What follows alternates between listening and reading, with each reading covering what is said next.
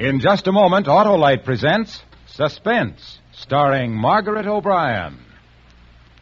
Over the river and through the woods to grandmother's house we go. The horse knows the way to carry the sleigh. Why, Hap, that's not the way to sing hurrah for Thanksgiving Day. What are you telling me, Harlow Wilcox? Why I'm No, that song? Hap. This is the way it goes today. Over the river and through the woods, and never mind the snow. Grandpa is happy with his jalopy, his batteries never low.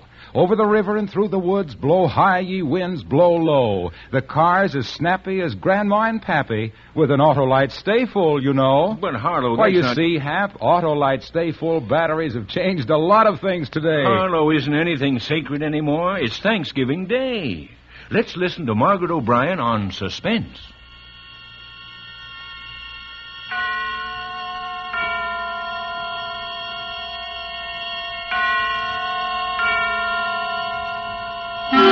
Suspense.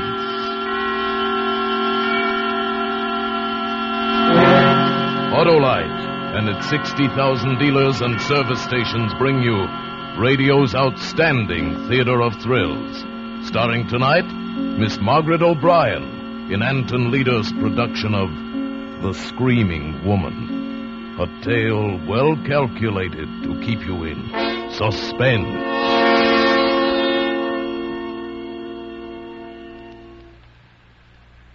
I'm Margaret Leary, and I've got to tell you how it happened. It was Thanksgiving Day, and it was nice and sunshiny.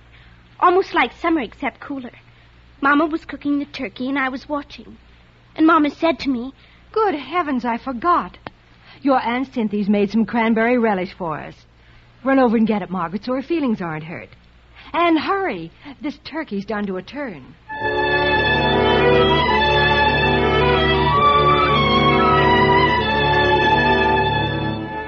So I ran to Aunt Cynthia's, and on the way back I took a shortcut through Mr. Kelly's lot. It's a big lot, more like the side of a hill that slides down to Monument Creek. It's a swell place to play Indians and cowboys, or explorers are hunting for treasures, because trucks dump all kinds of stuff there. Loads of dirt and junk, and even big things like old cars and big pipes and chunks of concrete. Well, this day, coming back from Aunt Cynthia's, I saw that a lot of new junk and dirt had been dumped there since Saturday. They'd even covered up our swell big concrete pipe that us kids called our fort. Covered it clear up. I was looking around to see where it used to be when, all of a sudden, I stopped and listened. The sound was coming up out of the ground. A woman was buried under the junk and dirt and glass, and she was screaming all wild and horrible for somebody to dig her out. I started to run. I fell down and got up and ran some more. It was an awful, awful long way to our house that day. Mama! Mama! Margaret? Mama! Oh, Margaret, haven't I told you not to slam the door? Is that the relish? Listen, Mama. There's a screaming woman in the lot. Wash your hands, Margaret. She was screaming and screaming and screaming. Mama, listen to me. We've got to dig her out. She's buried under tons and tons of dirt. I'm sure she can wait till after dinner. Oh, next year I swear I'm going to buy a bigger platter. Mama, don't you believe me? You've got to believe me. Margaret, I've got a million things to do. Good gosh, look at you. How'd you get your knees so dirty? Well, running back from the lot, Never mind. Scoot and tell your dad we're about to eat. He's in the front room reading his paper. Yes, Mama. Daddy! Oh, Daddy, I've got to tell you something. Getting hungry, baby? Daddy, there's a screaming woman in the lot. Oh, I never knew a woman who didn't. Smell that turkey. We've got to get picks and shovels and dig her up, like for an Egyptian mummy. Oh, Daddy! I don't feel much like an archaeologist today, Margaret. I can't think of anything but food. Let's have an expedition next Sunday and dig her up. But we can't wait that long. Oh, Daddy, she'll die if we don't do it now. I'll give you some money. Oh, so it's a business proposition. Well, how much do you pay by the hour? I've got $5 whole. It took me a year to save. Come here, Puss. You know I'm touched. Oh, but Daddy... You want me to play with you, and you're willing to pay me for my but... time. Why, dear, you're shaking. Calm down. Oh, Daddy, please. After our Thanksgiving dinner, I'll come out and listen to your screaming but... woman. How's that? Oh, no, now, Daddy. Maybe she'll die if you don't come out now. Oh, you've got to come now. Margaret. If you believe me, you wouldn't wait. You never believe me. Mama doesn't believe me. Nobody believes me. Quiet down right this minute. Oh, or I not only won't go with you, but you'll go to your room and stay in without your Thanksgiving dinner. Now, is that clear? Yes, sir. It's clear.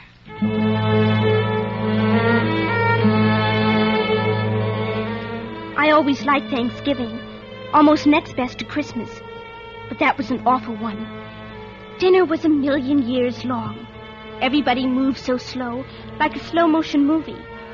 Forks and knives and spoons moved slow, and Dad's cheek muscles moved slow when he chewed. I'll try to make things faster.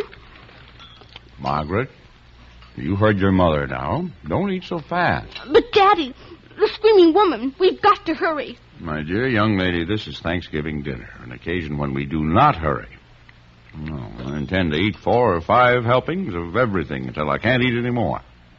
And then I'm going to make an extra effort and find room for pumpkin pie, a few walnuts, and stuffed dates.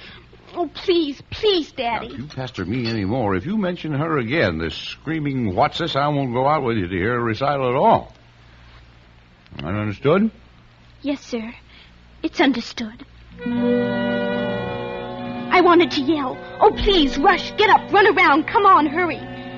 But I had to sit still, while out there in the lot with the sun shining down, all alone with nobody to hear or to help her, was the screaming woman. I could hear in my mind, screaming. Mom and Daddy couldn't hear. They just kept on eating and talking. Well, now that I can be thankful for a full stomach, I guess we should consider what other things we have to be thankful for, Well, we're all healthy. Prices are sky high, but we're not in debt. Yet. Those are mundane things, my dear. I'm thankful for my big daughter. Right, Puss? Yes, Dad. And for my loving wife, who is still the most romantic woman I know. Oh, silly. I'm thankful I didn't marry somebody else. You nearly married Dora Lampell. Even gave her a ring. No, I never meant a thing. No one... No. You're the only one who's been the serious competitor since we were all kids. Oh? There's only one. One other. Helen Nesbitt. Oh. Yeah, Helen was my first love. When she was about as old as Margaret, I gave her a present one Christmas, and she gave me one, and I still have it. Oh, that paperweight on your desk. Mm-hmm. Funny how we hang on to things that were important when we were kids. Daddy. Just a little longer, boss. Warm up my coffee, will you, dear? You know what I'm thankful for, dear? Seriously. That we stayed here in this same town where we grew up. Here you are, dear. Thank you. The same friends. Even the same street. It's been a peaceful life. Not very exciting, but... Daddy. Margaret finds it pretty exciting. Yes. You better take her out to the lot before she collapses.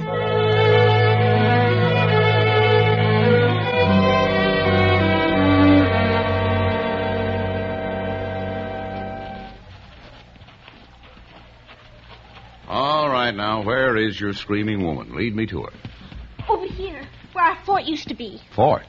The big concrete pipe. It's all covered up now. Yeah, Kelly's really getting this lot filled in.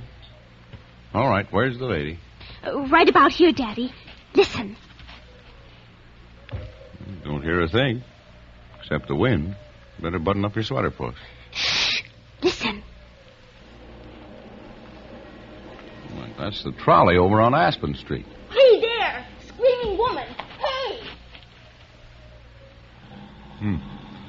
Looks like the Dolans are starting out for a drive. Well, I guess your screaming woman's let you down, Puss. But she was here, Daddy.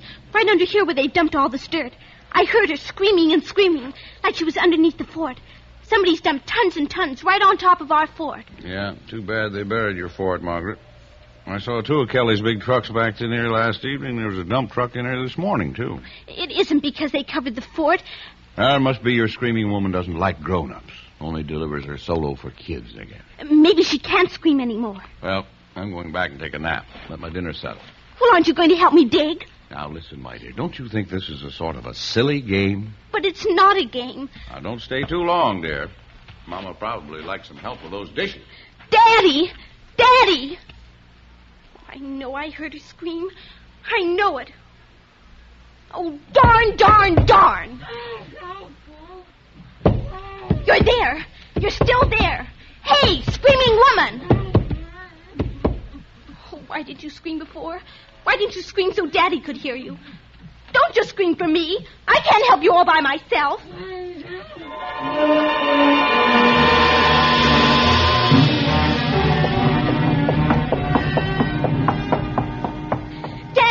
Daddy, where are you? Upstairs, Margaret. Here I am. Daddy, she's screaming again. Right after you left, she started to scream. You've got to come back. Whoa, there now. Come here. Let me feel your head. Please, Dad. Why, you've got a fever. You're going to lie down, young lady. We can't leave it down there, Dad. We just Come can't. on along. Come on into your room. That's right. It's awful, Dad. It's awful for her to be screaming and nobody listening. Listen, Nobody you caring. lie down, Puss. Lie down now. Come on. She'll choke where there isn't any more air and she'll die. Now, you're going to lie down the rest of the afternoon before you make yourself sick. No, I've got to dig. I've got to dig her up. It's all those comic books you read. Now, I forbid you to leave the house. Close your eyes now and take a nap. That's my good girl. Oh, what am I going to do? What am I going to do?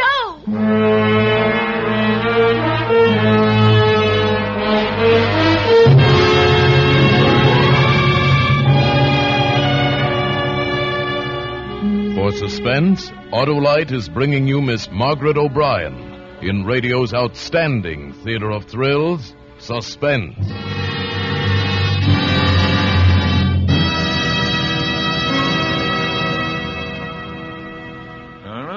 I have a hunch you're going to give me another Autolite Stay Full Battery Thanksgiving song. No, not me, Hap. No? No, sirree. By Cornelius, I'm going to tell a Thanksgiving story. It's a fable. Couldn't be anything else if you told it. Now, listen to this, my trigger-tongue trooper. Last year at this time, my car called me out to the garage. What? Quite a car, too, Hap. Once a year, she overhauls me. Wow, and on Thanksgiving Day, too. Harlow, she said, I have an empty feeling, and I'm so confounded thirsty all the time, I think you ought to do something about it. I'd like to end up Thanksgiving Day with that fine, full feeling that lulls you to sleep as soon as the mince pie disappears. Well, how, my pretty, says I, can all this be accomplished? Easy, she chimes. I need to switch to an Autolite Stay Full battery. Why, with an Autolite Stay Full battery, I'll never be thirsty, and if you use me normally, I'll need only 3 drinks a year. And what's more, with the oversized electrical capacity and fiberglass insulation of that Autolite Stay Full battery, I'll have more power, stay lively longer, and save you time, trouble, work, and worry. And Harlow, for a fellow as lazy as you are, think what all this means. Well, when she came up with all those points in my favor, I hurried, I hastened, I hurtled till I was exhausted. And by Christopher, I got an Autolite Stay Full battery and gave it to Clarissa. I call my car Clarissa. Thanksgiving morning. We took a spin, and I could tell she was happier than a penguin with skis. Sounds like Harlow in Wonderland. Well, now, let's get back to Margaret O'Brien and the Screaming Woman. And now, Autolite brings back to our Hollywood soundstage Miss Margaret O'Brien as Margaret in The Screaming Woman. A tale well calculated to keep you in suspense.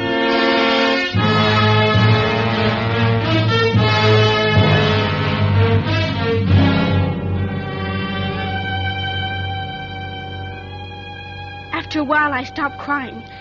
I had to get back to the lot where that woman was screaming, but I was locked in. I tied a sheet to the bed and let it out the window and shinnied down to the ground. Then I ran to the garage and got shovels and ran to the empty lot. The sun was almost down and it was getting cold. I started to dig fast. Hiya, Maggie.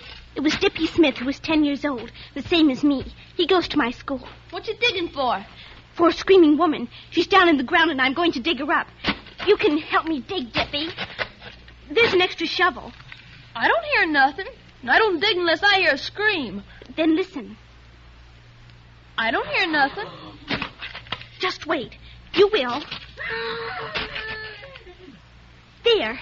Did you hear it? Hey, that's okay. Do it again. Do what again? The scream. Do it again. Go on. I'll give you this Aggie to teach me to do it. Hot dog, did you get that ventriloquist book for a dime from that magic company? You got one of those tin things in your mouth? I won't tell unless you help me dig. Okay, swell. Give me the shovel. Hot dog. And you got to dig fast. Like this, Dippy. Boy, you think she was right under our Dippy, you're wonderful. Maggie, say, what's the screaming woman's name? You must have made her up a name. Oh, sure. Her name is Wilma Schwager, and she's a rich old lady, 160 years old. And she was buried by a crook named Spike. Come on, Dippy, dig.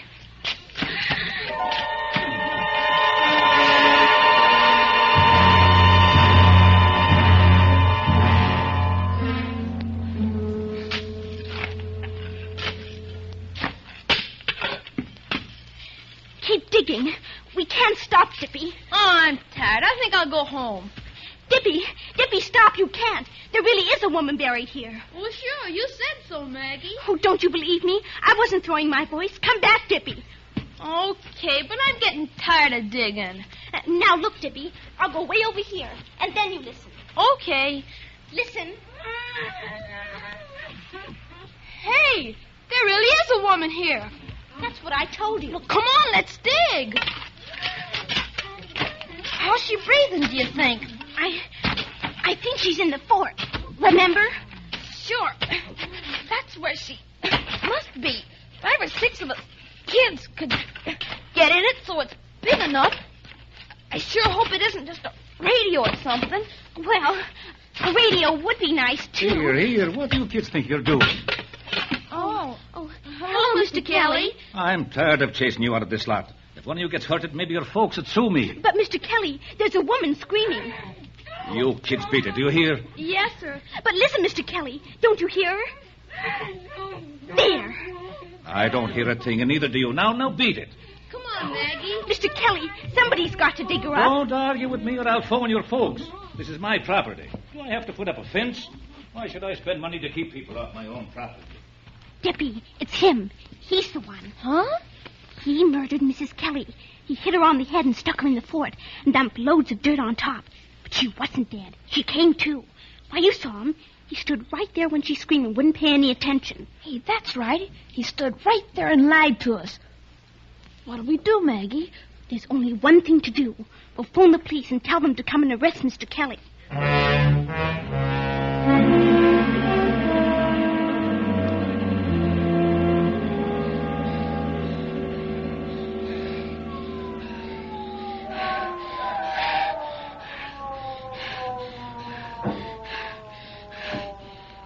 Hey, they sure got here fast, Maggie. Shh! Don't make a sound. Is Mr. Kelly in the house? Yes, he went right home from the lot.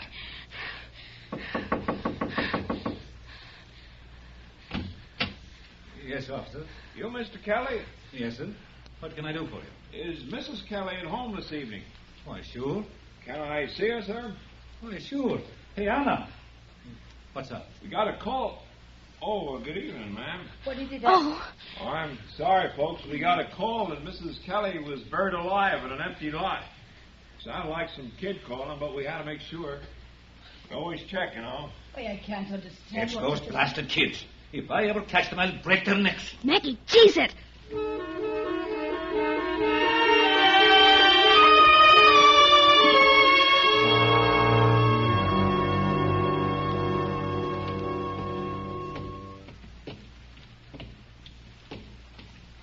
Boy, if Mr. Kelly telephones my dad, I'll get a licking. What'll we do about the screaming woman? What the heck with her? I'm not going near that lot again. Wait, Dippy. Huh? I know why he didn't hear the screams. Kelly's sort of deaf. Mama says he's hard of hearing. He heard us, didn't he? He heard the cop. He reads people's lips, but he couldn't hear the screaming woman because he couldn't see her. Dippy, come on. We gotta dig some more. No, sir. But we've got to. We're already in a peck of trouble over your darn old ventriloquist voice. I'm not going to get in any more trouble. No, sir. And he went off and left me alone. I wanted to crawl down under the ground with the screaming woman and die, too. It was dark now, and Dad would be hunting for me. If he found me, I'd get a licking and be put to bed. And then nobody would help the screaming woman at all. There was only one last thing to do. So I did it. To go all over the neighborhood from house to house and find out who's missing. Why, hello, dear. Hello, Mrs. Griswold. Is anybody missing from your house? Is your sister from Detroit still here? Yes, she's sitting right over there by the radio. Don't you see her? Little Margaret Leary wants... No, I only wanted to see her, Mrs. Griswold. I was just wondering. I just wanted to know if she was here.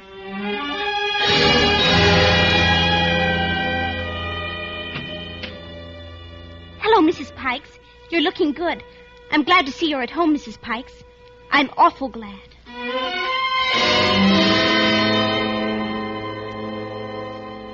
Mr. Hyde, is your wife still here? Dora, aren't you out pretty late, Margaret? Yes. Oh, hello, Mrs. Hyde. What is it, Margaret? I just wanted to see you, Mrs. Hyde. That's all.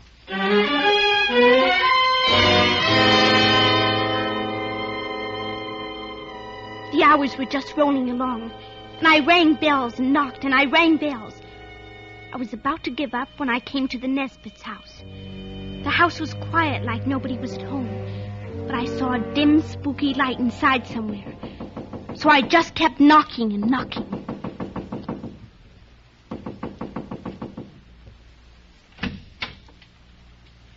Oh. What do you want?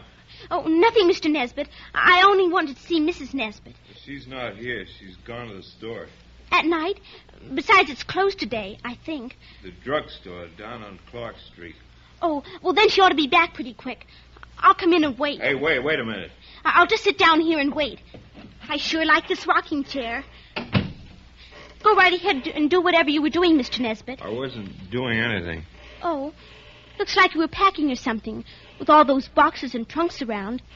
Going away? No, Helen's been sorting things out, getting rid of a lot of stuff.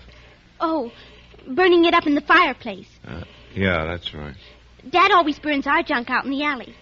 Clothes smell awful when they burn. Look, kid, Helen may have gone on from the store to visit a friend. Well, if she doesn't come back soon, I'll leave. Yeah, I'll tell her you were here. What do you want to see her about? Oh, nothing much. Hey, that's too bad. What? I guess you lost the key to that box. You had to break the lock. No, it was broken already. Yeah, I bet your folks don't know where you are, kid. No, sir. They think I'm in bed. What friend did Mrs. Nesbit go to visit? Oh, I don't know what... I mean, hey, look, kid, I ought to tell you, she won't be back tonight. Oh? No. She went to the store, like I said, but she was going from there over to Beechwood to visit her mother. On a bus. She'll be gone 2 or 3 days. Oh, that's a shame. Why? Well, Mama was expecting Mrs. Nesbit to come over tomorrow. Maybe to sell. Hey, you better not tell your mother. You see, it's kind of secret about Helen going away. She doesn't want people to know for a while. Oh. You know how to keep a secret, kid? I guess so. I'll give you something for not telling. I'll give you a reward. Let's see. Hey, here's something for a kid. A doll. A doll? Yeah. Helen was going to give it to you. I heard her say when she was sorting the stuff. She said, I'll give this to the little Leary girl. Mrs. Nesbit always calls me Margaret. Well, sure, that's what she said. Margaret. That's quite a doll. Old-fashioned. It's made of leather. Face is china or something, see? Mm-hmm. Thank you, Mr. Nesbit. It's a reward for not saying anything about Helen being gone. Understand? Now, come on. I'll snap on the porch light. Mr. Nesbit, did you finish your driveway? What do you mean? Did you get all the dirt hauled off to make it smooth? Sure. Now, come on. I saw your dump truck in the lot this morning and... What do you mean? Were you in the lot this morning? No, I was at home. I looked out the window. Please, Mr. Nesbit, let go of my arm. You've been playing out there today? Answer me. Oh, don't. That hurts. I wasn't playing. It's no fun now with our fort all covered up. The fort?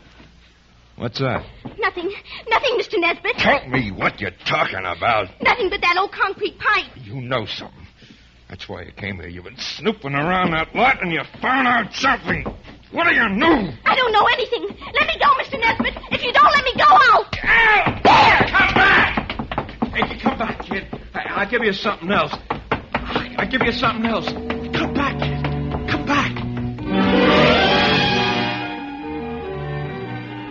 Mr. Nesbit yelled because I kicked and bit his hand. Then I ran, but I heard him running after me. It was dark and quiet and scary on the streets, and more scary out there in the lot. I ran straight across the place where I heard the screaming, and it was so quiet. And all of a sudden, there was a man in the lot, right in front of me. Stop, Margaret. Oh. Margaret? Oh, Daddy. Margaret, where have you been? Do you have any idea how your mama's worried? Do you know how late it is? Daddy, he's after me. We've been Mr. up and Nesbitt. down alleys and clear down to Clark Street. I was about to call the police. The screaming woman. It's Mrs. Nesbitt down there. I'm going to give you a good licking. Mr. Nesbitt killed her, and now he wants to kill me. I've had all of that idiotic talk I can stand. It's true. You've got to believe Margaret, me. I'm going to lick you right now, right here. I've had enough of... What have you got there? Where did you get that doll? Why, I gave it to Leary. The kid stopped by the house. I remembered Helen said she wanted to throw it away. Helen said to throw it away? He's lying, Dad. He gave it to me so I wouldn't tell about her. It was locked up in a box. He didn't have the key. He broke it open.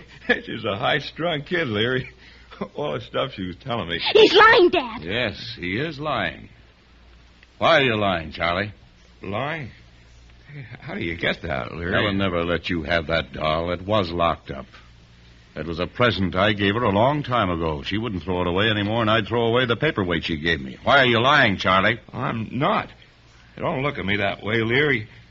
As God is my witness,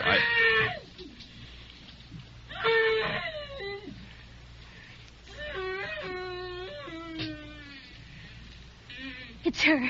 Dad, it's the screaming woman. As God is your witness. Leary, don't! No!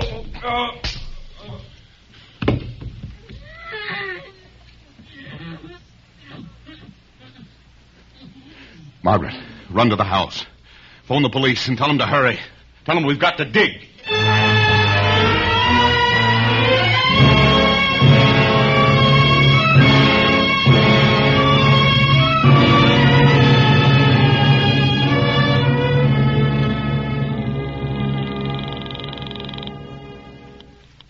Hello? Hi, Dippy. Everything's fine. Everything's worked out keen. The screaming woman isn't screaming anymore. And they've got a lot of people down there digging her up. Hey, that's swell. Hot dog. And you know what else, Dippy? They're going to uncover our fort again. Oh, Dippy, wasn't it a keen Thanksgiving?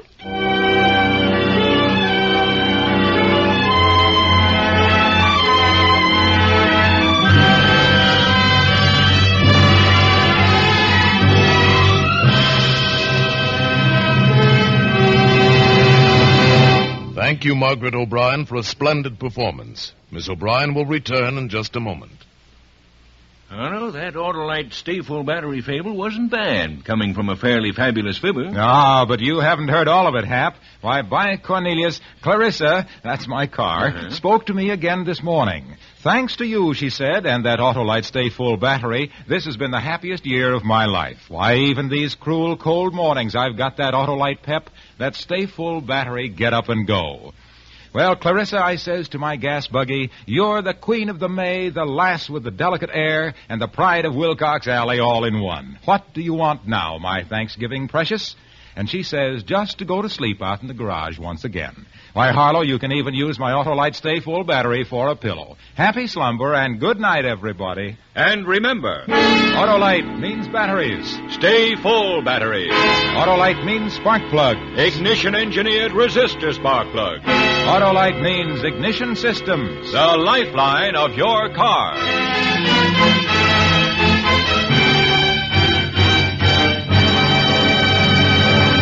And now here again is Miss Margaret O'Brien. It's been just wonderful being on Suspense. And I hope you'll let me come back again sometime. We will, Margaret. And now let me tell our listeners about next week. Claude Rains and Vincent Price in the famous mystery story, The Hands of Mr. Ottermole. Another gripping study in suspense. Margaret O'Brien appeared by arrangement with Metro-Goldwyn-Mayer, producers of the Technicolor picture The Three Musketeers, starring Lana Turner, Gene Kelly, and June Allison. Tonight's suspense play was by Ray Bradbury, adapted for radio by Sylvia Richards, with music composed by Lucien Morawek and conducted by Lud Gluskin. The entire production was under the direction of Anton M. Leader.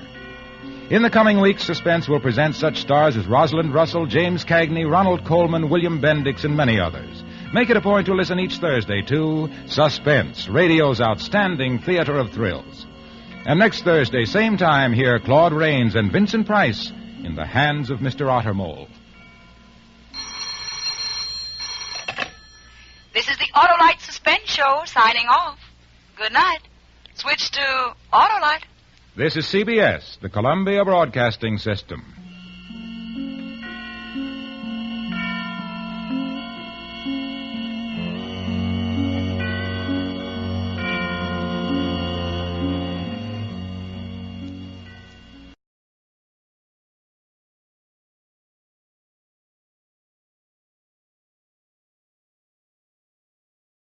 In just a moment, Autolite presents Suspense with Claude Rains and Vincent Price.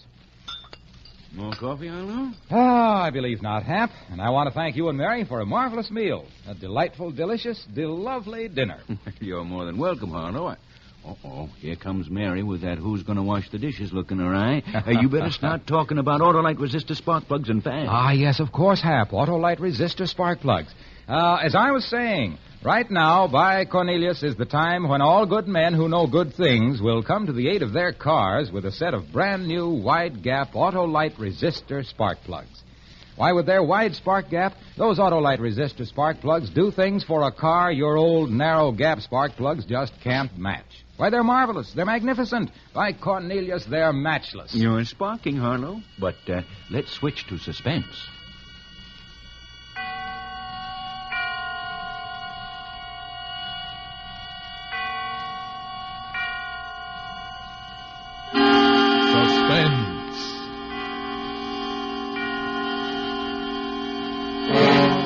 Autolite and its 60,000 dealers and service stations bring you radio's outstanding theater of thrills.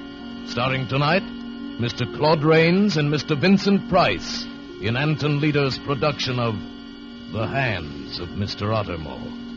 A tale well calculated to keep you in suspense. Tell me, Sergeant. Yes? Why do you think the Strangler killed the 5 times he did? 6 times, Mr. Newspaper Man. 6? Yes. Well, I suppose you do know as much about the Strangler as I do. How long have you been on the police force, Sergeant? This is my 15th year as a member of His Majesty's Metropolitan Police, Mr. Newspaper Man. For 10 years, I walked the beats of the Casper Street station, and for the past 5 years, I've been a sergeant of that station. In 15 years, you learn a lot about many things, including murder. Oh, yes, murder. It's a word and a deed which has fascinated more people than you and I could count. By all means, Sergeant, let's talk about murder.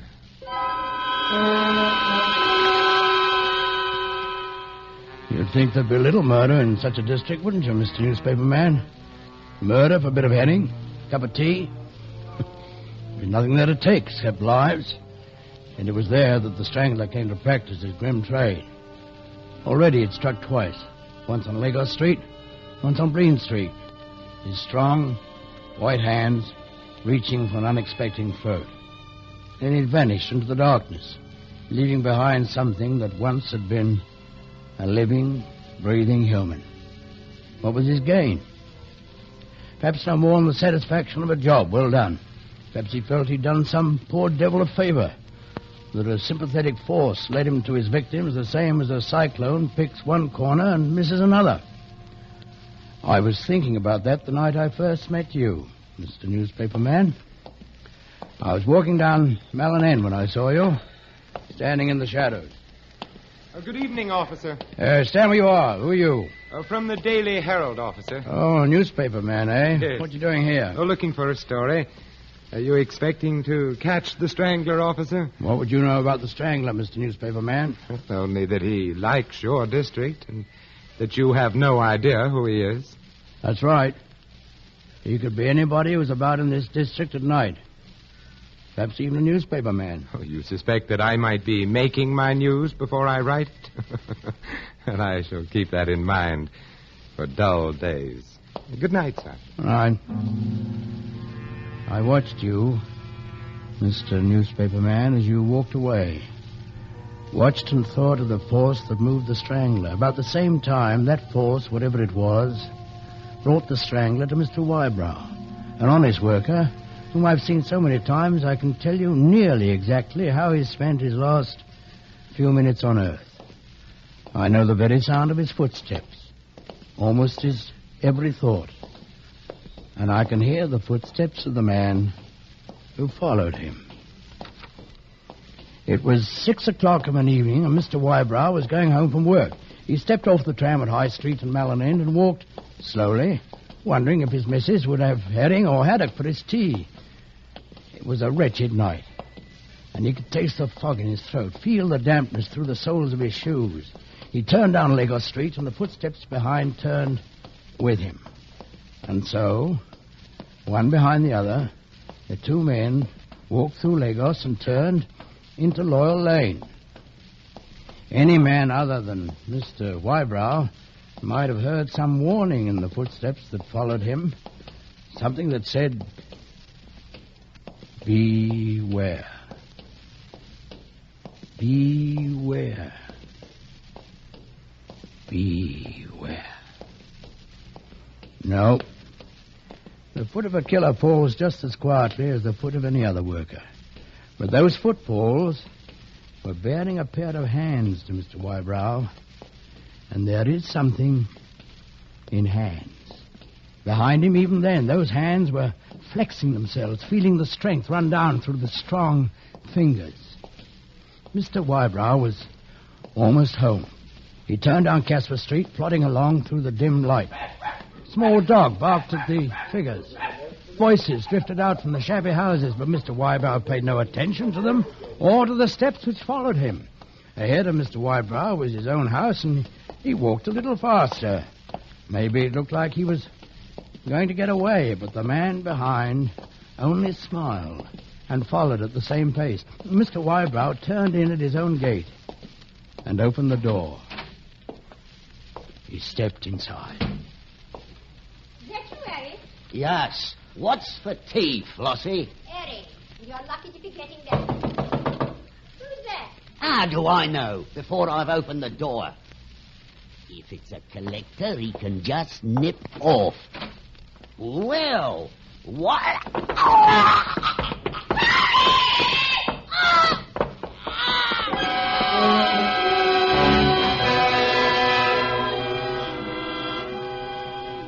And that is how Mr. and Mrs. Wybrow became the third and fourth, but not the last victims of the strangling horror.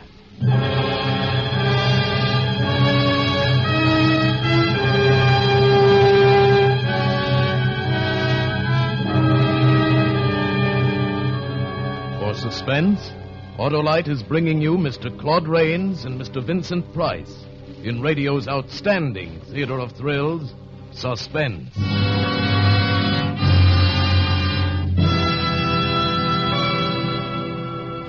Say, Hap, let me tell you about a foolish fellow who got the outside of his car all dolled up with doodads, trinkets, boxtails, and whatnot. All right. And then by Cornelius, he comes chug-a-lugging up the avenue with misfiring spark plugs and his engine sounding like a stuttering teapot. Hey, friend, I yelled at him, why don't you switch to a set of those smooth-firing Autolite resistor spark plugs and make that bus of yours sound as fancy as it looks? And what did he answer? This guy said to me, plugs is plugs. Well, Autolite resistor spark plugs, I corrected him, are different. They've got a 10,000-ohm resistor, ignition engineered right into the spark plug that permits the Autolite resistor spark plug to maintain a much wider spark gap setting. This extra wide gap, friend, lets your car idle smoother, gives you better luck with lean gas mixtures, actually saves gas. What's more, Autolite resistor spark plugs cut down spark plug interference with radio and television reception.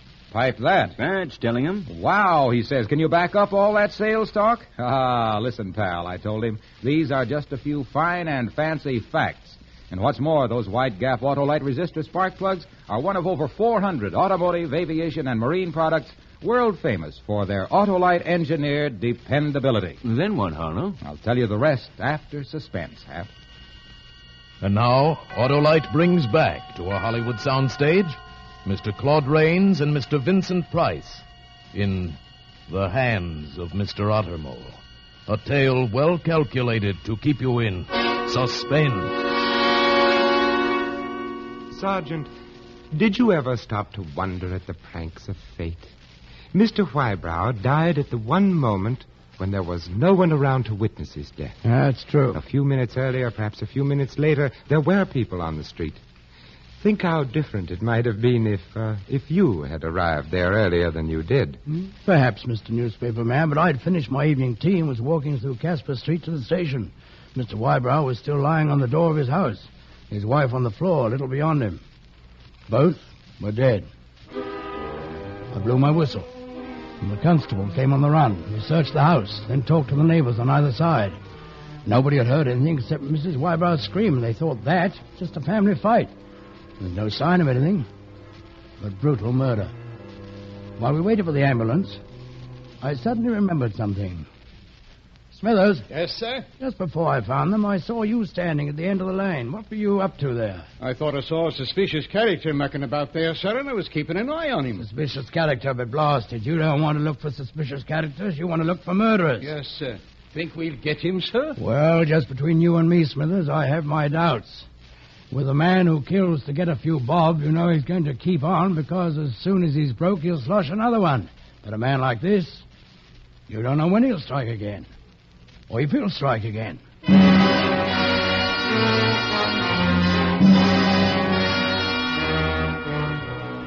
Back at the station, the newspaper men were waiting for the story, having scented it the way dogs will smell out the fresh track of a fox.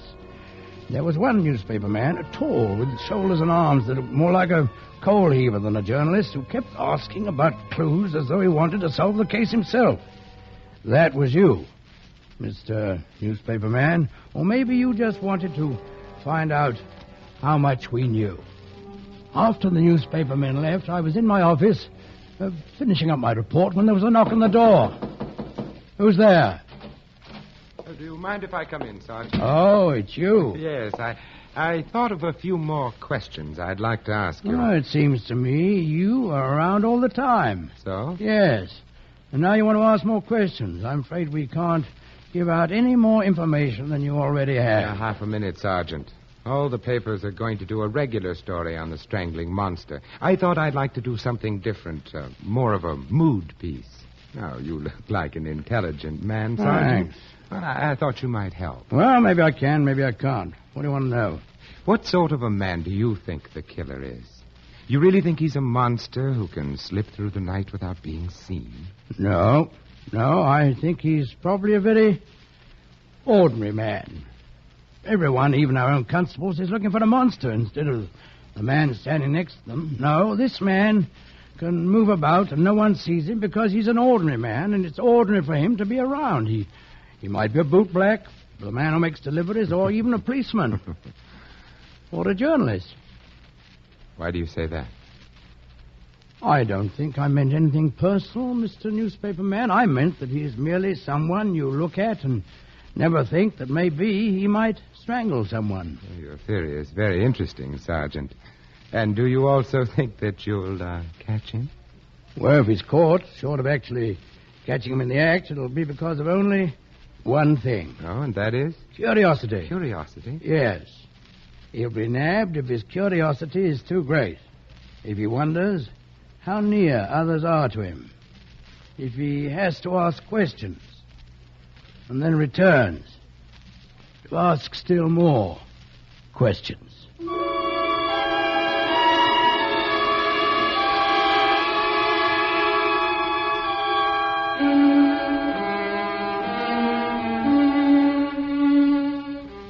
Later that evening, I went out into the district, visiting beat after beat. The presence of the killer, the strangling horror, was in the air. The entire district was given over, not to panic, for London never yields to that, but to fear of the unknown. And while the community still gasped over the deaths of Mr. and Mrs. Wybrow, while fear was moving into every tenement, the killer made his next move. Conscious of the horror caused by his hands and as hungry for more as any giddy girl at her first performance in the music hall, his hands reached out again. Well, I was cutting through Clemming Street when I saw you again, Mr. Newspaper Man. You slipped along the street, peering into alleys.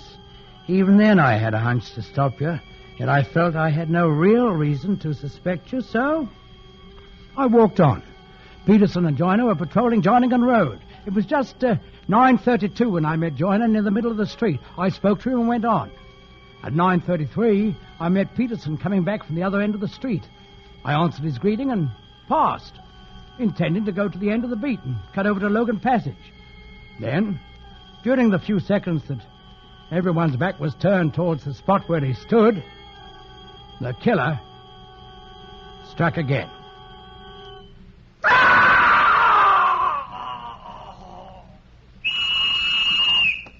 Joyner, here. What's that? Good heavens! It's Peterson. Yeah, it's Peterson, dead like the rest of them, strangled right under our noses. Where were you, Joyner? I just reached the end of my beat, Sergeant. Was already turning when I heard your whistle. No, I just passed him on my way to Logan. Then we were covering both ends of the street. He must have come from Minnow Street, or Clemming Street, and gone back the same way before we could see him. It is dimly lit around here, sir. Say, what's up, Constable? I heard... Stand where you are. Oh. It's you, Mr. Newspaper Man? Yes. So he struck again. What happened, Sergeant? I've been checking the beats. Huh. I came up here, passing Joyner, and then Peterson here. I was at this end of the street, Joyner at that, with Peterson in between us going towards Joyner. He cried out once, and then was like this. We saw no one. Where were you when you heard my whistle? On Clemming Street, perhaps half a square down, and no one passed that way. That means that he must have come from Minnow. Shall I ring in, sir? Yeah, go ahead, Joyner. Half a square down Clemming Street, were you? That's right. That's where you were more than 5 minutes ago when I passed and you were coming this way. Well, I thought I saw something in one of the alleys and stopped to look closer. Oh, now, come, Sergeant. Let's not start suspecting each other. The mutual suspicion of this district is catching. Yeah. I suppose it is. Yes, of course. Still, there's a murderer who must be caught, Mr. Newspaper Man.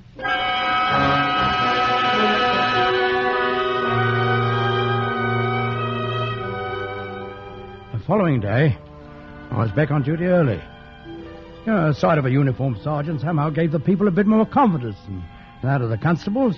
Bobbies are well enough in their way, but you know, your average Londoner likes to see more important officials around when things are a bit rough. The talk in the pubs and on the streets was all cut from the same cloth.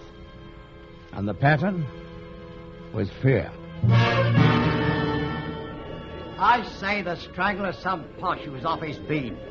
Thinks as how we ain't squeezed dry enough. So he nips over, squeezes a little more, and pops back to the West End. Oh, you're balmy. Eat a leg. Didn't he get a peeler last night, and don't that prove it?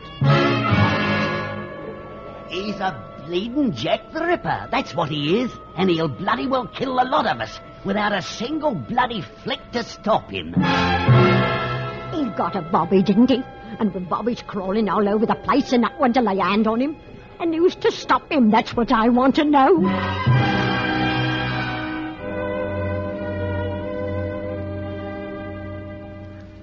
I walked the streets, dropping a bit of cheer here and there.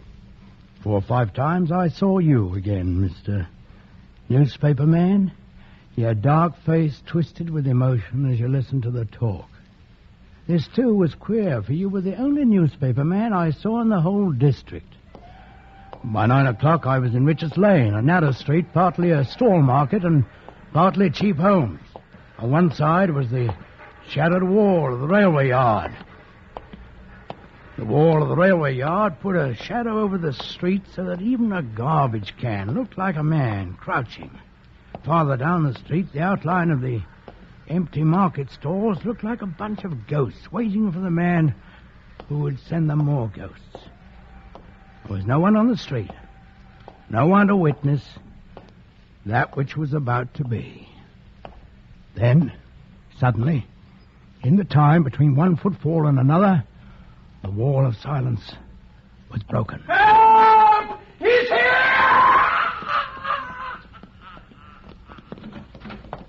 And then the lane came to life. It seemed like they were all released by that scream. All along the street, doors opened and people poured into the street, muttering as the stored-up anger began to overcome their fear. They milled around, uncertain which way to turn. Then the whistle pointed the direction to them. Gathering like dark clouds, they moved down on the cottage where I stood with the constables. The sight of so many of us made them feel that he would now be caught, and that anger came up in answer to it. Well, go in and get him. What you waiting for? He's through killing now. Go on and get him, you bloody feelers. He ought to be strung up. That's what Break it up. Move back, all of you. Joyner, get around to the back and meet the constables there. Martin, Addison, take the house on the left. Jones, Edmonds, take the house on the right. Betts, you come with me. Save a piece of it for me, Sergeant. Inside the cottage, a whole family lay dead, fallen around the supper table. One look at their necks showed us the strangler's trademark again, but there was nothing in that cottage except death. One by one, the constables came back to report. Nothing. Once more, he had killed and slipped away. Again, I looked out at the crowd, now beginning to move back as they realized we were empty-handed. Suddenly I saw in the front ranks your face again, the newspaper man who seemed to be everywhere I turned. There was a light in your face, a light that was almost happiness. And looking at you in that brief second, I was aware that there were two of us who now knew the identity of the murderer. But the crowd shifted back, began to lose themselves in the shadows, and you were gone before I could move. The strangler had struck again, and again. We were empty-handed as we waited for the ambulance.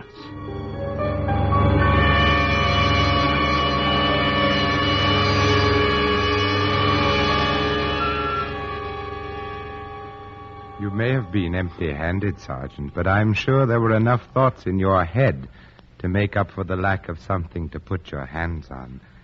Dark thoughts, perhaps. Yes, I did think, Mr. Newspaper Man.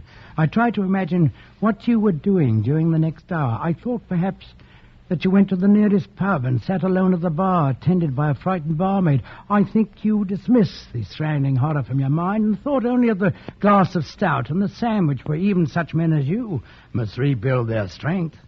I think you looked at the sandwich, noticing that it was skimpy, as bar sandwiches usually are, and you may have thought idly of the inventor of the sandwich, the Earl of Sandwich, then of George IV, then of all the Georges, as any good Englishman might, and so to that George who wondered how the apple got into the apple dumpling.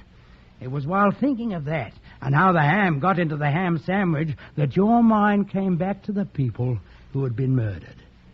Maybe it was then that you thought of the simplest fact of all, that the murderer could escape by either running away or by standing still. It was then, I think, that you got up from the bar without finishing your sandwich. It was perhaps 20 minutes later that you walked down the street and met the man you were looking for. Well, seen anything of the murderer, Sergeant? Oh, it's you again. Yes. No, nor is anybody else. And I doubt if they ever will. Oh, I don't know. He's already struck 5 times. I've been thinking about it, and I've got an idea. So? Yes. Came to me all of a sudden. And I felt that we'd all been blind. It's been staring us in the face. Oh? Has it now? Well, if you're so sure, why not give us the benefit of it? I'm going to. Yes, it seems quite simple now.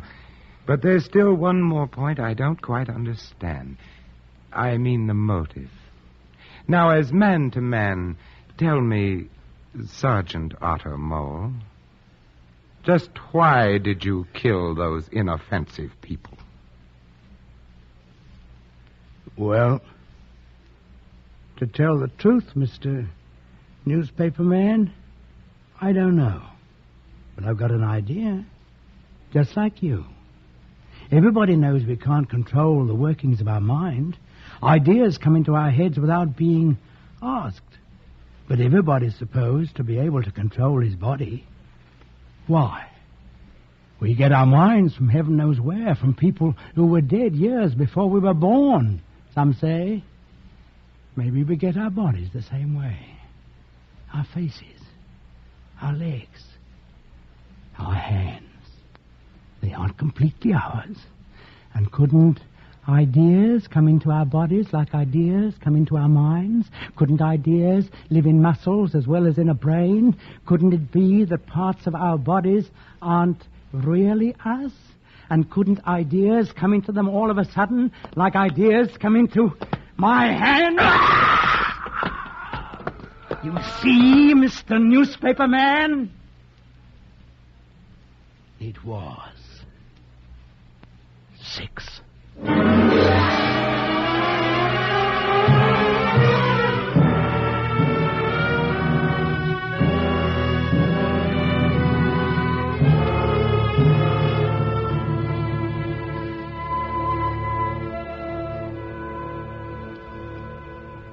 One other thing the newspaper man did while he was in that pub.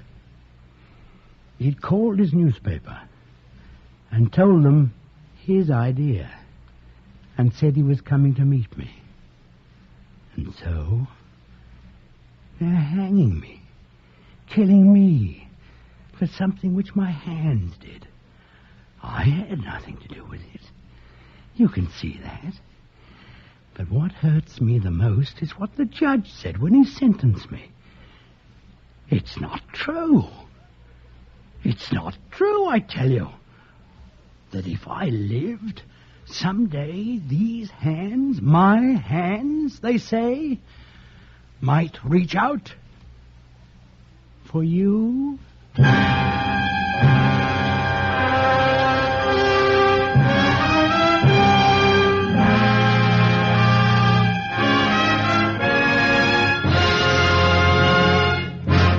Thank you, Claude Rains and Vincent Price, for a splendid performance. Mr. Rains and Mr. Price will return in just a moment.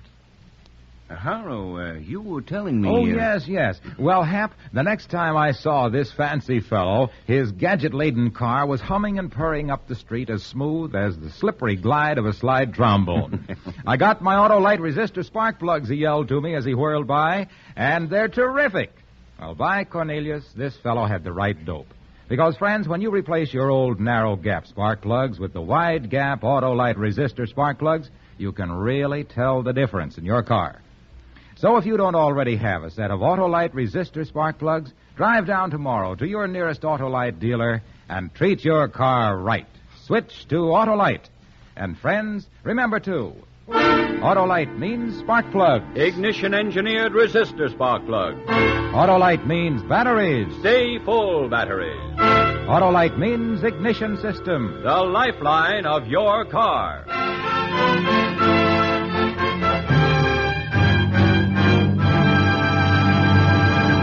And now here again is Mr. Claude Rains. The Hands of Mr. Ottermole has always been one of my favorite mystery stories, and so it was a great pleasure to be able to play it on Suspense, one of my favorite radio programs. What about you, Vincent? Well, I agree with you on both counts, Claude. And in addition, I found it refreshing to play the murder victim for a change instead of the murderer. By the way, Claude, what will we be hearing on Suspense next week? A treat you won't want to miss. One of Hollywood's most glamorous stars, Miss Rosalind Russell, in a top story, The Sisters. Another gripping study in... Suspense. Claude Rains will soon be seen in the Paramount picture The Sin of Abby Hunt. Vincent Price can currently be seen with Lana Turner, Gene Kelly, and June Allison in Metro-Goldwyn-Mayer's Technicolor production, The Three Musketeers.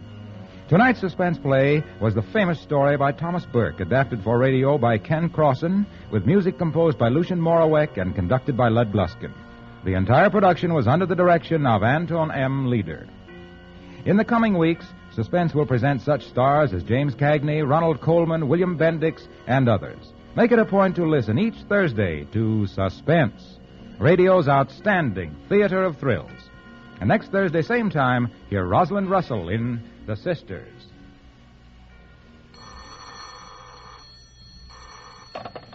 This is the Autolite Suspense Show. Turn in your scrap steel to your local scrap dealer. The more scrap, the more steel. Good night. Switch to Autolite. This is CBS, the Columbia Broadcasting System.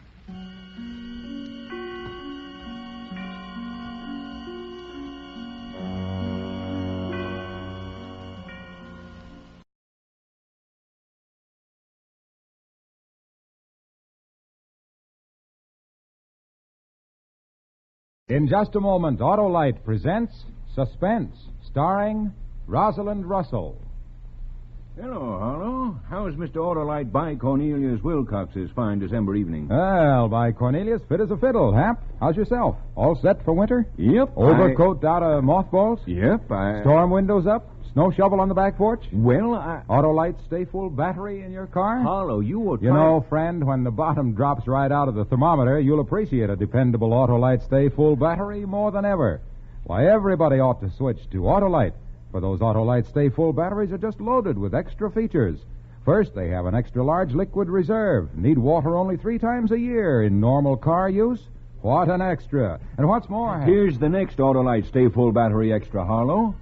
Suspense.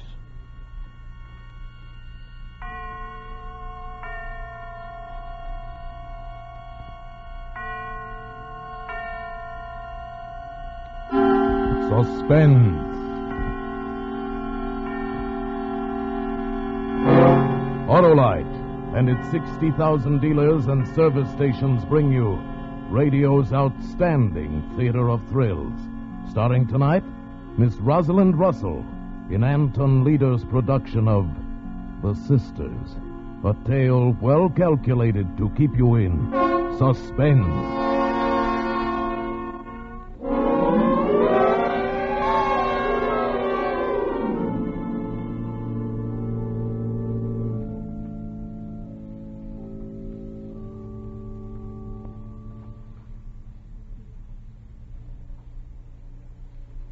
Here is one I think would be very lovely.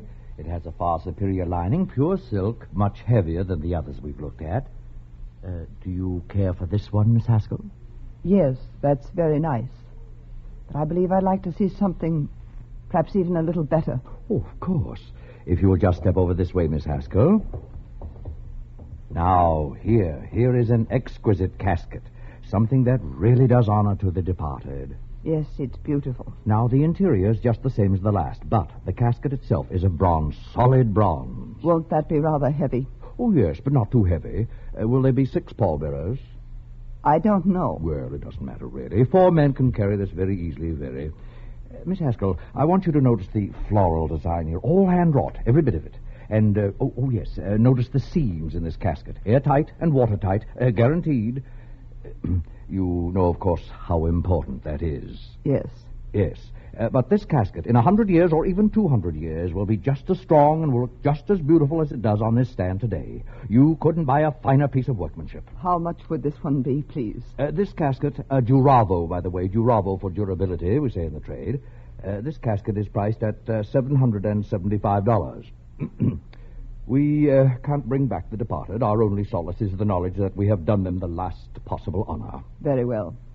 I'll take this one. Oh, I'm sure you are making a very wise choice. In all my years as a mortician, I've never found a family that regretted money spent on a Duravo. Now, let me see. I'll give you a check. Oh, that won't be necessary. Not immediately. After the funeral will do. Oh, by the way, we haven't mentioned it. Are we handling the funeral arrangements? I don't know yet. Oh, well, you want the casket delivered somewhere? No. I'd like you to hold it for a while, please. Hold it? But for how long? For 3 weeks. 3 weeks? I don't understand. Who is the party, the deceased? Who is the casket for? It's for me.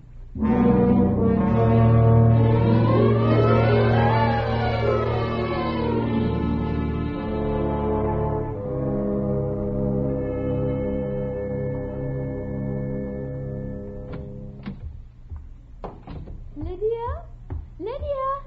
I thought I heard you come in. Where have you been, Lydia? You've been gone all afternoon. I've been shopping. What did you buy? Did you get the ribbons I asked for? No, I didn't have time. Oh, I wanted some new ribbons. These are all worn out. See, Lydia? Ellie, I wish you'd stop putting ribbons in your hair like a schoolgirl. You're almost 40 years old. I know, Lydia. I know. Then try to act like it. Oh, hand me my sewing. And light the lamp. It's getting dark. I wonder why we have to grow old. Wouldn't it be wonderful if we had always stayed young like we used to be? Oh, Lydia. Remember when Mother used to send us out to school with our ribbons matching and our dresses matching? And at the end of the day, no one would even guess we were sisters because I was always so mussed and you were always so clean. Oh, I wish we were young again, Lydia. Stop talking nonsense, Ellie. It is nonsense, isn't it? Oh, the doorbell rang while you were out, just before you came home. You didn't answer it? Oh, no. You told me never to answer it. I just looked out of the upstairs window. Did you see who it was? Oh, yes, it was a man. A rather big man. He rang a long time and then he went away. He didn't see you, did he? Oh, no. I just peeked ever so carefully from behind the curtains. Then I came down here and watched him going down the walk. You came downstairs? Yes. I told you never to come down those stairs when I'm not in this house. It was all right, Lydia. I held on very tight to the banisters all the way. And I didn't once look down the stairwell. So I didn't get dizzy, and I didn't want to jump. Well, don't do it again. It was just that I was lonely. I didn't think you were ever coming home. Lydia, you didn't tell me what you bought. A Duravo. What's that? What's a Duravo? Don't ask so many questions, Ellie. All right. Lydia, I think I'll sew, too. I could fix up one of these old ribbons here. May I, Lydia? Yes, so. It will be good for you. Thank you.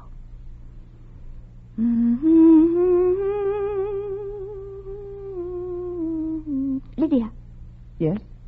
Lydia, could I go shopping someday? Don't be a fool. Oh, I'm sorry. I just thought that... No, I suppose you're right. It wouldn't do. Not yet.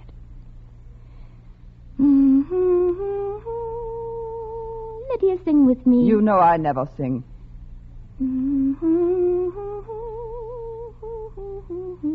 There wasn't any mail today. Wasn't there? No. I thought perhaps there'd be a letter from David. It's been such a long time since he's written, hasn't it? I haven't noticed. Oh, yes. He used to write every week on Tuesday, and I'd get the letter on Thursday. But there wasn't one this week or last or the week before that. Strange, isn't it? But perhaps he's been busy. Perhaps. Still, he never used to be too busy to write. I can't understand it. Do you suppose there's some other reason? What are you trying to say to me, Ellie? Are you hinting perhaps I'm keeping your mail from you? Oh, no. Well, you certainly seem to be. Why should I keep David's letters from you? But I didn't say that. I just said it was strange that David hasn't written, that's all. You wouldn't keep David's letters. I know that, Lydia. Go on with your sewing. Yes. I want to finish this ribbon.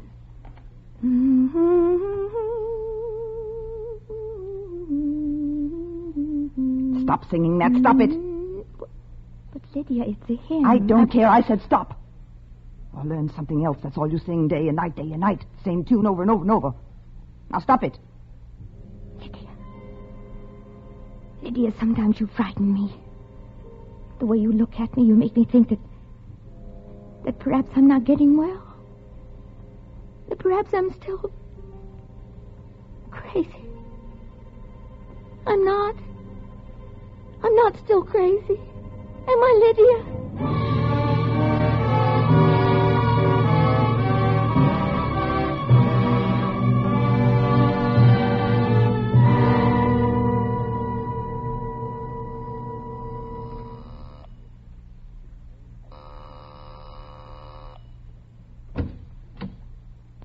Yes? Evening. Are you Miss Lydia Haskell? Yes? Well, can I speak to you for a minute? I was here this afternoon. There was no one home. What is it, please? We had a call from Doan Brothers, the undertakers. I'm from the police department. Oh, really? I don't see what the police could want with me. Come in if you wish. Thank you.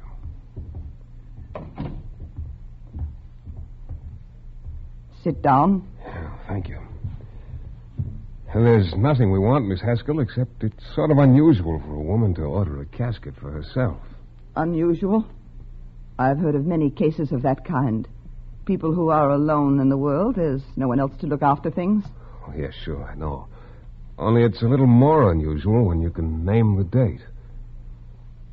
The undertaker said you wanted the casket held for 3 weeks. Why 3 weeks?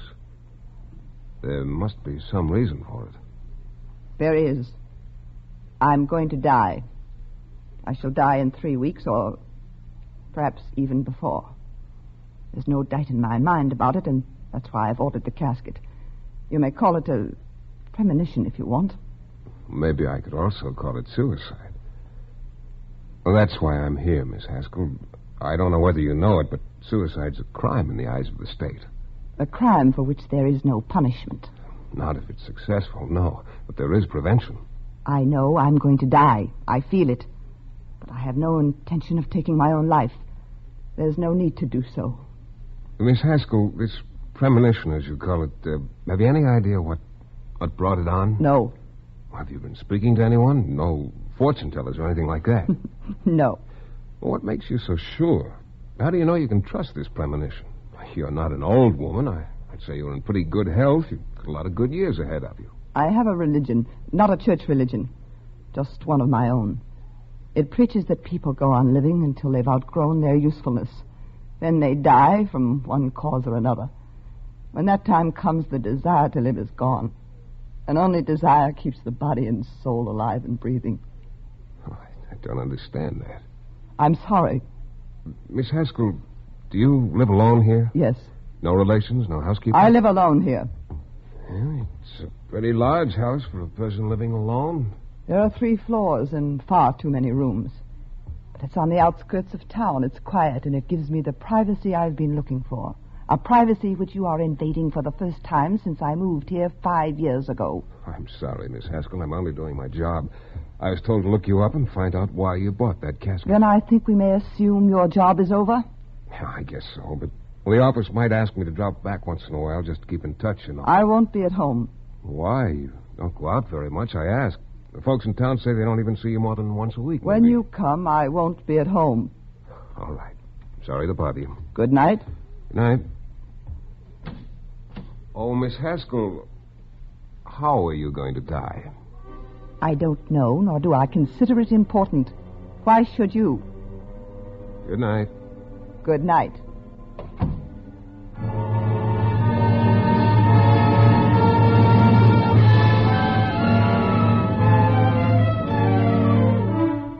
For Suspense, Autolite is bringing you Miss Rosalind Russell in radio's outstanding theater of thrills, Suspense.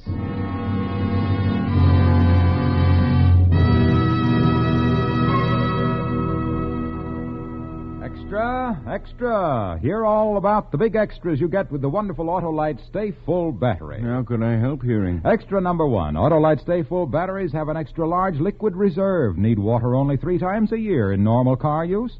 Why, an Autolite Stay Full battery can give aces to an oasis and still have water to spare. Here we go. Extra number 2. Autolite Stay Full batteries have extra large electrical capacity. That means extra power when you need it most by Cornelius.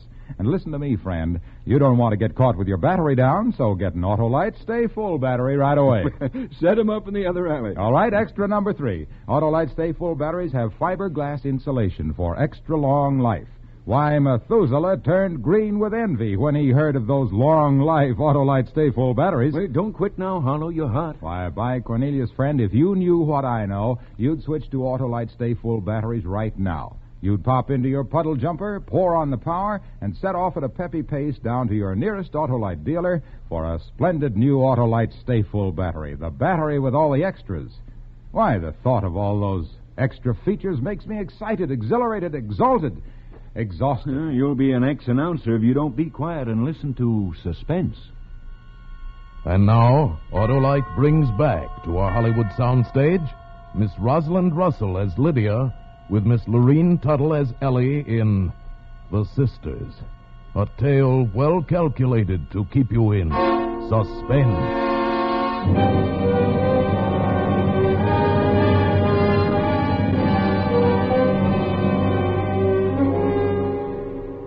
After he'd gone, I stood there in the hall thinking. Perhaps I'd made a mistake. Perhaps I shouldn't have gone to the mortician's.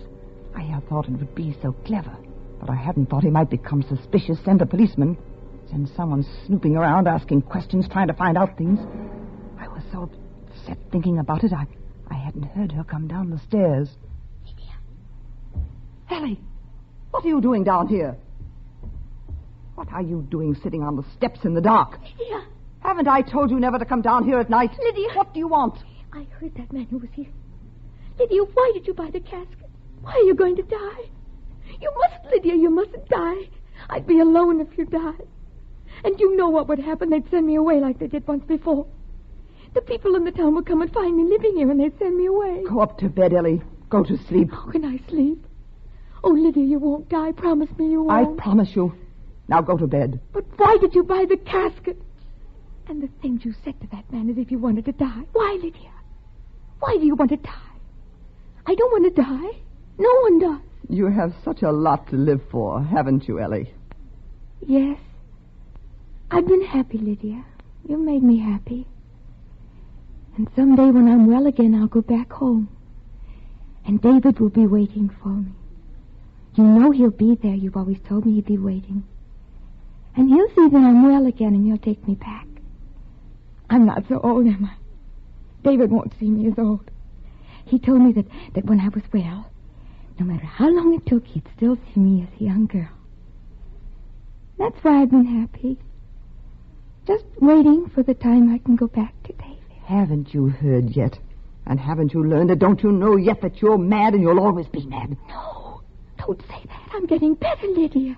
Yes. You know I'm getting better. Yes, of course, putting bows in your hair, sewing ribbons all day long, sneaking about the house at night, spying on me, singing the same hymn over and over and over until I think I'm going mad, too. Is that why you want to die?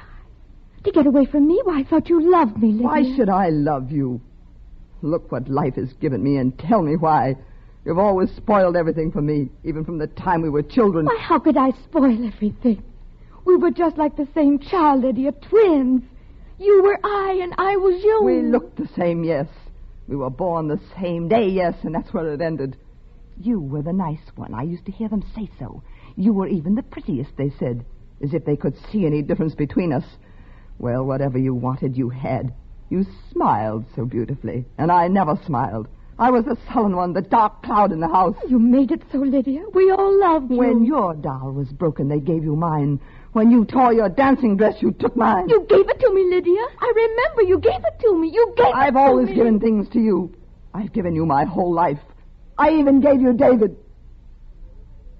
Lydia, you were in love with David. He came to our house. Was it you he came to see? Oh, Lydia, I didn't know. You never knew. No one did. I had to stand by and watch you take him from me. And when you had your first attack, I was glad. People said it was a shame, but I was glad. Lydia. Because I knew that he could never have you. Oh, yes, you were going away and be cured. He was going to wait. But it wouldn't matter how long it took and how long he waits. He'll never be cured, and he'll never have you, never. You hate me. You've always hated me. I see it now. Even when you've been taking care of me. When we came to this town, you didn't bring me here so I'd be cured. You wanted to keep me this way. Mad. That's why you took me out of that place. Because they might have made me well again. Go upstairs. You hate me. And now you're going to die. Leave me without anyone. I will not die. Oh, Ellie. Ellie, I'm sorry we had this quarrel. I didn't mean to upset you. It's just that I'm upset myself and tired. I didn't mean the things I said. You bought a casket. It was only an idea I had in case anything ever happened to me. You bought a casket. Lydia, was it for yourself? Or is it for me? Ellie. You wouldn't. You wouldn't, would you, Lydia? What are you talking about? Hold the lamp up. Hold it close to you. I want to see your face. Go up to bed. Yes. I can see it in your eyes. It is for me. You're going to kill me. You're going to murder me. Don't be a fool, Ellie. It's so you want to get rid of me. Because you hate me. Oh, now I see. I see. You love David. And you're going to kill me. And they'll come and find me and bury me. And they'll think it's you. Be quiet. That's why you bought the casket. They'll think it's you who is dead. Because no one knows I'm living here. And then you'll go away and you'll go back to Dave. And you'll say that Lydia has died. And he'll think you are me and that you're well again. And he'll marry you. You'll have him. You'll be Ellie. You'll have David in my place. Did you hear what I said? Be quiet. Now go upstairs and get to bed. Oh, Lydia. Lydia. How can you be so wicked?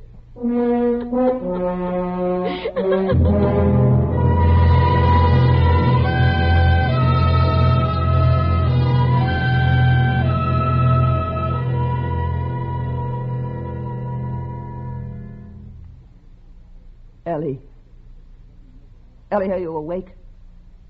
Ellie. Dear, you mustn't think any more about what we said tonight. Do you hear? It's not so, Ellie. It's just your imagination. You mustn't think about it. It will be bad for you. Are you asleep, Ellie? She's not asleep. She's lying over there on the other side of the room, staring at me through the dark. She knows it was the truth tonight. She's going to die. I'm going to kill her. That quarrel. I shouldn't have let her know. I lost my temper, stupid. Now I must think clearly. Now, what was my plan? How was I going to kill her? It mustn't look like murder they're suspecting, then. It must be suicide, and it must be soon now that she knows.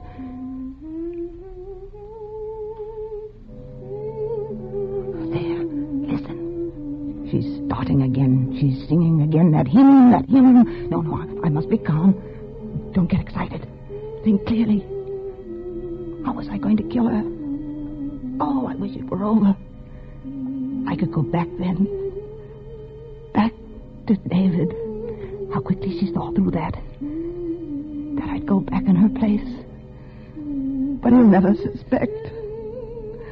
I'll be Ellie to him. Ellie cured and happy again. I'll learn to smile. But first she must die. Now, which way is best? The stairs. Of course, the stairwell. She gets dizzy if she looks down into the stairwell. Yes, it will be so easy. In a day or two, that policeman will come back to the house. They'll find her, and they'll think it's me. The stairwell. 3 floors from the attic here. 3 floors straight down. It's so easy when you think clearly. The stairwell, of course.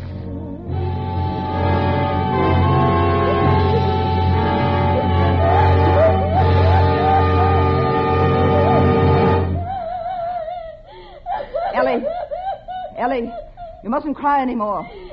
You hear me? Are you afraid of the dark? I'll light the lamp for you. There, dear. That's better, isn't it? Why, you're shivering. Are you cold? Come. Put your wrapper on. We'll go down to the parlor and light a fire. And I'll make a nice cup of hot milk for you. Come, Ellie. No. Ellie, stop acting like this. Now, come, dear. Here's your wrapper. Put it around your shoulders. That's a girl now. Get up. Get up now. I'll carry the lamp. Give me your hand, dear. Why, you're cold as ice. Now, be careful.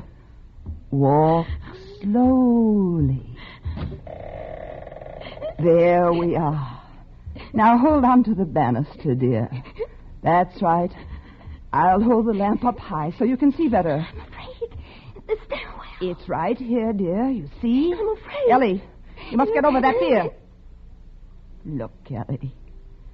Just look down. There's nothing to frighten you. Look down the stairwell, Ellie. No. I'm holding you, dear. Now just lean over and look down. You can see all the way. No, don't make me look. Don't make me. It's nothing. No. It's nothing at all. Now, are you dizzy? I'm holding you. Let me go. I can't closer, stand it. No, come closer. No. Lean over. Lean over. No. Do you hear, Ellie? Let me get back. Ellie, look down. No. Now, Let Ellie. me go. Lean over. No. Look down. No. Look down.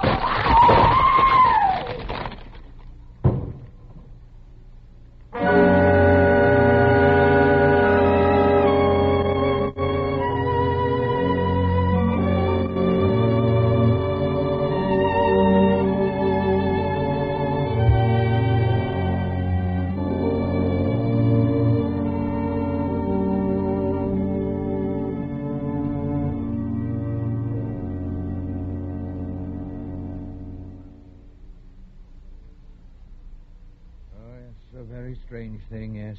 It was brought to my mind, of course, because this is the house just here. This one? The next one we're coming to, yes.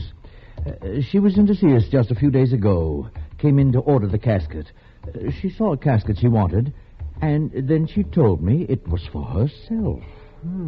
She must have had a premonition. I notified the police, of course. Why, she said she wanted me to hold the casket 3 weeks. Then, just the day before yesterday, the police came back to the house here and found her lying at the bottom of the stairwell, dead. She'd been dead about 2 days. Funny how she knew. The banister up on the attic floor broke away and she fell. Did she have any people? No, lived alone, they tell me. We're going to bury her tomorrow. Haskell, the name was. Haskell. Strange, living all by herself here in a big 3-story frame house. Yes, isn't it? Say. Well, what is it? My imagination, I guess. I could have sworn I saw a light in the attic window just now. Oh, it couldn't have been. The police have shut it up. Yes, of course. That story of yours really gave me the creeps. Let's walk on. What a queer thing the power of suggestion is. You've conveyed it to me. Well, you know, just now I thought I could hear someone upstairs in there. A woman singing. A woman? Yes, sort of crooning to herself. Some kind of hymn.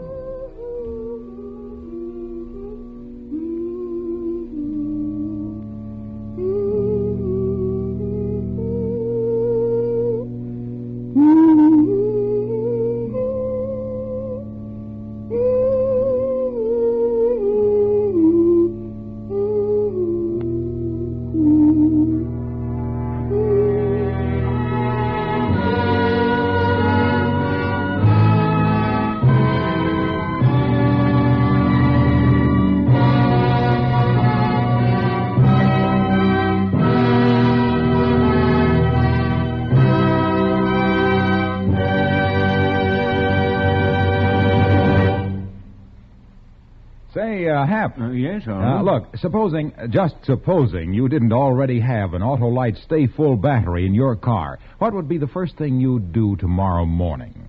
Eat breakfast. Then what? Well, then Right. You'd make hay with your coupe, right straight down to your nearest Autolite dealer and ask for an Autolite Stay Full battery, that beautifully built battery with the biggest bunch of bonus features you ever saw. Why, that Autolite Stay Full battery needs water only 3 times a year in normal car use, has extra electrical capacity, and an extra long life. What's more, friends, the Autolite people make over 400 other automotive, aviation, and marine parts in their 26 nationwide plants. Every part famous for its Autolite engineered dependability.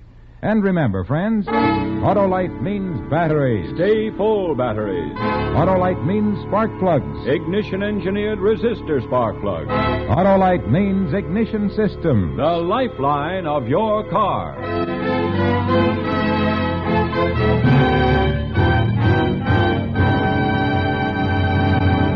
And now here again is Miss Rosalind Russell.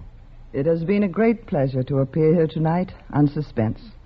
And I want to thank Tony Leader and his fine cast, and especially Loren Tuttle for her splendid performance as Ellie. I know none of you will want to miss James Cagney's appearance next week on radio's outstanding theater of thrills in a story called No Escape, another gripping study in Suspense. Miss Rosalind Russell may currently be seen in the independent artist production The Velvet Touch. Tonight's suspense play, The Sisters, was written by George Wells, with music composed by Lucien Moraweck and conducted by Lud Bluskin. The entire production was under the direction of Anton M. Leader. In the coming weeks, Suspense will present such stars as Ronald Colman, William Bendix, Ethel Barrymore, Frank Sinatra, and many others. Make it a point to listen each Thursday to Suspense, radio's outstanding theater of thrills. And next Thursday, same time, hear James Cagney in No Escape. This is the Autolite Suspense Show. Autolite salutes the automotive industry on the occasion of the observance tonight in Detroit of the production of the 100 million motor vehicle. Good night. Switch to Autolite. This is CBS, the Columbia Broadcasting System.